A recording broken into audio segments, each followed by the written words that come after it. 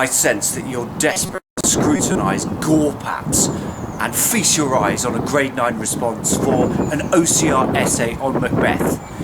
Keen to do that and find out exactly what the examiner is looking for? You're in the right place. Stay tuned and watch Schofield on Shakespeare. We're gonna build a palace and we'll be so proud.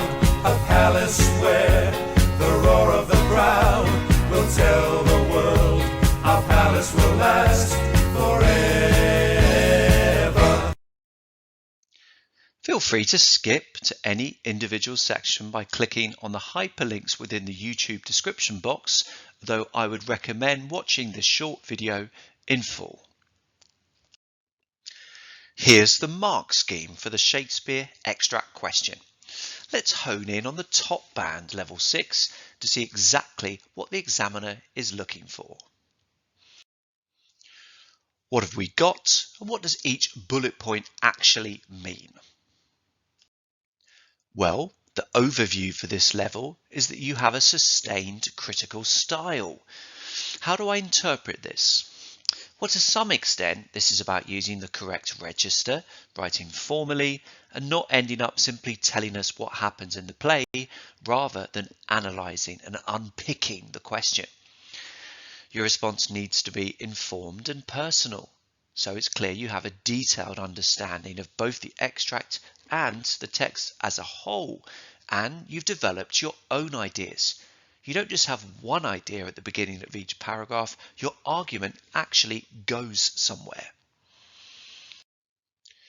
Your understanding is consistently perceptive. There aren't just occasional flashes.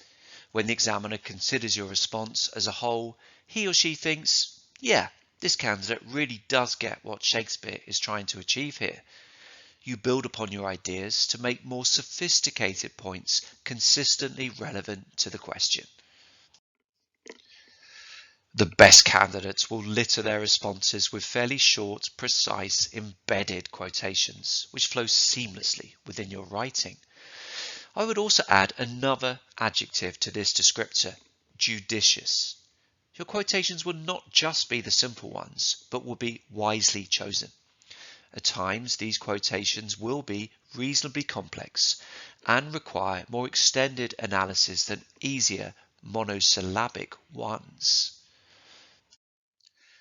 Which leads us nicely on to the next level descriptor, which is that you probe language form and structure in splendidly precise detail.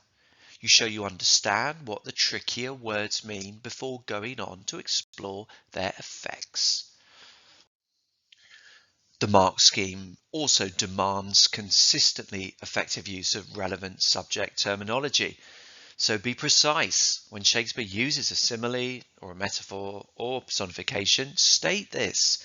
Don't mix up your nouns, verbs and adjectives. Write, this simile suggests, rather than this suggests. Finally, you need to weave in and integrate the occasional reference to the context. In terms of Macbeth, this might be a reference to contemporary beliefs about witches. Indeed, King James wrote an entire book about them entitled Demonology, though of course this doesn't mean that everyone believed willy-nilly in their existence.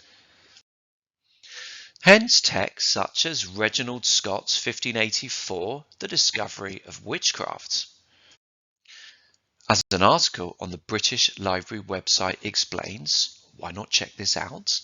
Scott argued that belief in magic was both irrational and unchristian. He suggested non-magical reasons and causes for both magical phenomena and accusations of witchcraft. What you mustn't do when weaving in references to the context is to oversimplify. When writing about the context, don't write. Moreover, the majority of contemporary audiences would have believed in witches. They would have been afraid of their potential to cause harm and spread evil. You need to be more nuanced. Whilst it is likely that a higher proportion of a contemporary audience would have believed in witches in comparison to modern times, there would also have been a significant number more sceptical, as confirmed within texts such as Scott's The Discovery of Witchcraft. Therefore, their unsettling effect is likely to stem more from their appearance and abrupt, disconcerting predictions, rather than any status as representatives of the supernatural. Remember when writing about context that it needs to be fully integrated within your arguments, not added on as an afterthought, as this extract from a past OCR examiner report confirms.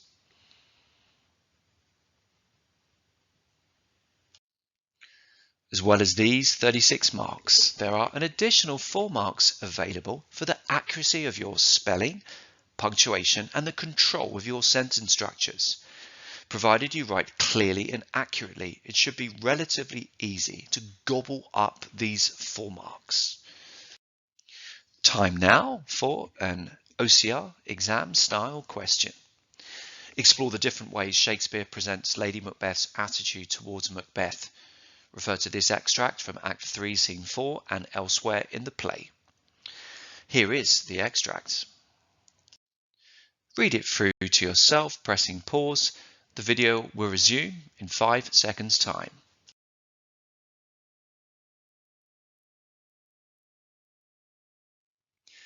How might you structure your response? Don't fall into the trap of simply narrating what happens in the extract. Instead, start your paragraph by answering the question. What is Lady Macbeth's attitude towards Macbeth within a moment from the extracts? Next up, embed that quotation, but by God, choose it carefully. I would suggest using a more complex one immediately, one which other weaker students will not fully understand. Next up, AO2 analysis. Delve into the meaning and effect of words from the quotation. For the more complex quotations, you may write 2 to 3 sentences exploring and explaining exactly what the writer is trying to suggest. Having squeezed all of the juice from the quotation, you are likely to have an even more nuanced point to make about Lady Macbeth's attitude towards Macbeth. You are likely to have developed and moved on from your initial idea. In this section, you may occasionally need to broaden your perspective by referencing the context. As discussed previously, it might be a point about contemporary attitudes, or the fact that kings were seen as God's representative on earth, or the fact that Shakespeare makes significant changes to Hollinshead's original text. However, these points must be integrated within your argument. Note that the question asks you to explore Lady Macbeth's attitude towards Macbeth in the extract and elsewhere in the play. I would suggest spending around 50 to 60% of the response writing about the extract and the rest of the play as a whole. Remember, stronger candidates will know the play as a whole intimately and will have memorized sufficient quotations to be able to bring them in seamlessly within an examination response. In other words, stronger candidates will feel confident with this elsewhere in the play requirement. Make sure that you're one of them. Enough waffling from me. Grab your pen, it's time to write your response. The extract will appear in 5 seconds' time. Press pause.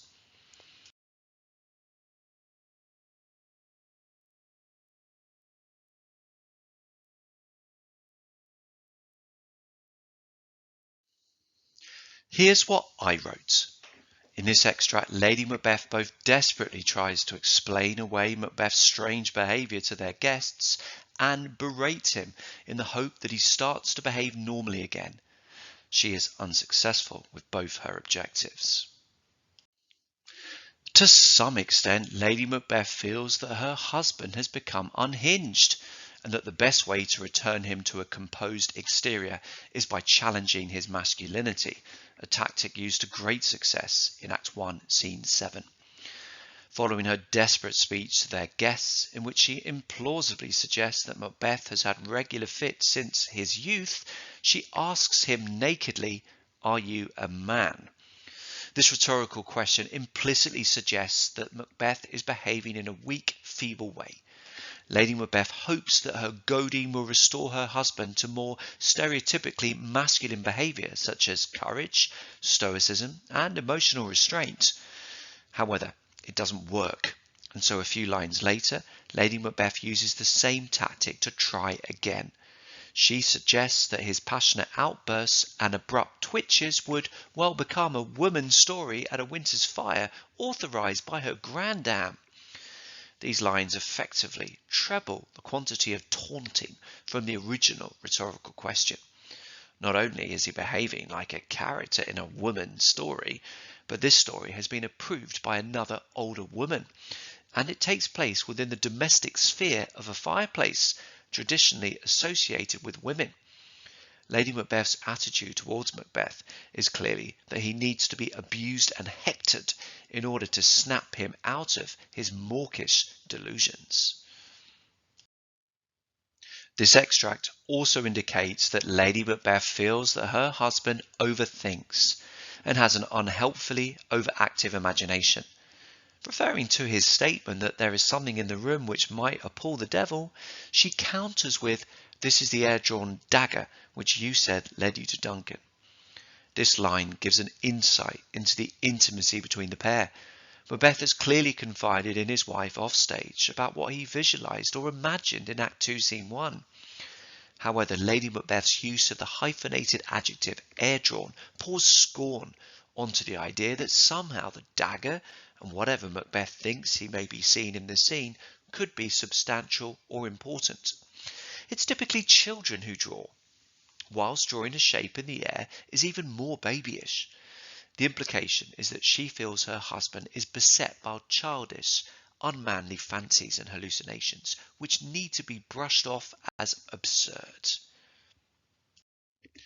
Indeed, up until this point in the play, Lady Macbeth has consistently viewed her husband as a man not without ambition, but someone who needs her guidance and direction. The key difference between earlier scenes and this extract is that previously she was successful in her desire to control and lead. For instance, in Act 1, Scene 7, she suggests that her husband may struggle to follow through his initial ambitious plans and desires. Was the hope drunk wherein you dress yourself? The language is blunt and taunting, whilst both the positioning of hope as subject rather than Macbeth himself, and the suggestion that it may have been drunk rather than vigorously in control, is aimed to emasculate. In terms of the question, the fact that Lady Macbeth uses such tactics shows that she feels her husband is susceptible to challenges, not just about his masculinity, but also about his ability to be a consistent, strong decision maker. She feels that, given an appropriately manipulative, emotionally blackmailing barrage from his beloved wife, her husband will cave in. Earlier, in Act 1, Scene 5, Lady Macbeth suggests that she feels her husband may be too kind-hearted to act in his own self-interest, something the audience may find surprising given earlier bloody descriptions of him unseeming MacDonald from the nave to the chaps, in a revealing soliloquy, and well before Macbeth expresses doubts about the enterprise in Act 1, Scene 7. She worries that his nature may be too full of the milk of human kindness to catch the nearest way. The language is striking. Rather than the adjective kind, we have the phrase too full of the milk of human kindness, which conjures up images of breastfeeding and nurturing. Breastfeeding is a gloriously human act which brings mother and child together within a precious, intimate union. Someone who is metaphorically filled with such milk implicitly knows the value of such a non-violent union, and will be unlikely to want to veer to the other extreme of violent, non-provoked murder. Yet Lady Macbeth does not suggest that her husband is a peace-loving saint. She argues that he would willingly become king, even though technically he is not entitled to do so, yet would wrongly win, provided that he can be a passive agent in the process, would not play false. Across the play as a whole, Lady Macbeth's attitude towards her husband is that he is someone ambitious who needs to be manipulated and propelled forward so that they achieve their joint goals. She feels that he is weak with an unhelpfully overactive imagination. The irony is, of course, that she is the one who eventually succumbs to madness, leaving her husband alive and raging. What is it about this response which means that it achieves full marks? Well, it starts with a succinct, short introduction, which makes it abundantly clear that I have an understanding of the extract and the question. Within the first main paragraph, notice how specific my point is about Lady Macbeth's attitude towards her husband. I not only suggest that she is worried about his mental state, but also that she needs to address this by challenging his masculinity. Phrases like "to some extent" can be invaluable when writing more nuanced, sophisticated responses. Do we know for sure that Lady Macbeth feels her husband is unhinged in this scene? Or may she have an inkling of what her husband could be going through mentally, but feel that putting on a public display of unity and sanity may be more important than anything else? By saying "to some extent," I'm keeping the door open to more complex, interesting interpretations. In terms of the mark scheme, this opening sentence shows an immediate perceptive understanding of Lady Macbeth's attitude towards her husband, whilst the bracketed reference to an earlier scene once again implies to the examiner that I really do know the text as a whole well. As the paragraph goes on, note the detail I go into when exploring a quotation. I evaluate the scale of the taunting and explain in detail how the language shows Lady Macbeth attempting to shame her husband into appearing sane. Within this section of my essay, note how I really delve deeply into what Lady Macbeth may be suggesting by her use of the phrase "milk of human kindness." In my interpretation, and it is not the only one, I suggest that this may refer to breast milk and the act of breastfeeding. Someone who is metaphorically linked to such an intimate, natural act may not be able to push themselves to the other extreme of violent, non-provoked murder, particularly of God's representative on earth. Make sure the quotations are not unnecessarily long.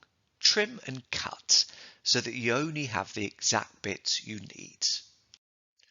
Make sure you use subject terminology accurately, as I do here with the phrase hyphenated adjective. Time for those to-the-point concluding tips. Number 1, remember that you need to write not just about the extract, but the play as a whole. So you need to memorize quotations from the entire play. In number 2, language analysis is crucial for this question. Go into as much precise detail as you can. Number 3 is the importance of being precise with your subject terminology. With number 4, make sure that your writing is lively and interesting for the examiner to read. Macbeth is a wonderful play. Ensure that a genuine interest in the extract and play shine through. For number 5, ensure that you focus on the question throughout. Don't get sidetracked. Return to the question towards the end of the paragraph and develop your initial points. 6. Weave in the occasional reference to the context, ensuring that you don't oversimplify. In terms of context, why not watch this video? Explore Shakespeare's adaptation of Hollinshed Chronicles of Scotland in Macbeth, available within my YouTube channel. This explores in detail the changes Shakespeare made to Hollinshed's Chronicles of Scotland. It's actually very interesting.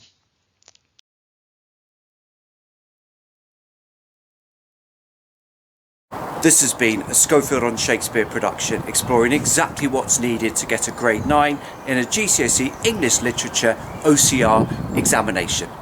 Many thanks for watching.